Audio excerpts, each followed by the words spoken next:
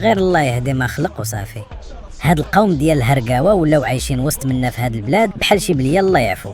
ما كذبتي تا عزوز، فين ما مشيتي تلقاوهم، في الطريق، في الطوبيس، حتى في الحمام، بحال الموسم مولاي عبد الله. انا ما عرفتش واش المشكله ديال التربيه ولا ديال العقليه. قوم ما كيعرفوش شي حاجه سميتها النظام، راسهم قاصح. الصراحه هاد البلاد ولاو فيها الهرقاوه اكثر من الدبان، الله يعفو علينا وصافي. هادوك قلال الاصل غاديين في هاد الدنيا بالمقلوب. هادوك هما اللي كنقولوا لهم حنايا زيادات اللور. عشيري، ولات عندنا حرب يوميه مع هاد كحل الراس، يا اما تصبر يا اما تولي هرقاوي بحالهم. اي والله ينجينا منهم، غير يبقاو هما هرقاوه وحنا نبقاو بشر. عزوز، تقدر تشرح لي علاش الهرقاوي ما عندوش مع كلمه اسمح لي؟ عرفتي علاش عشيري؟ حيت هو هرقاوي وغادي يبقى ديما هرقاوي. الزوز عشيري، تكلم لبابو عزة كيعيط عليك.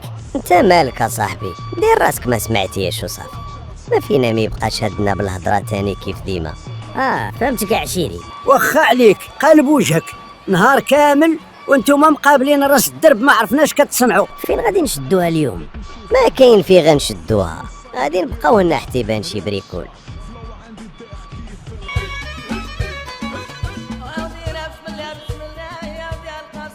وابو عزة، هاد الخضرة ماشي هي هاديك اللي وريتيني البارح، هادي باينة عيانة.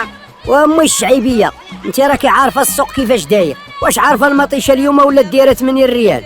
هاد المطيشة طالعة اليوم في الثمن، يا غير البارح كانت بنص الثمن. هادشي اللي عطا الله امي الشعيبيه، السوق ماشي انا اللي كنحكم فيه، وقهرتنا هاد الحكومه.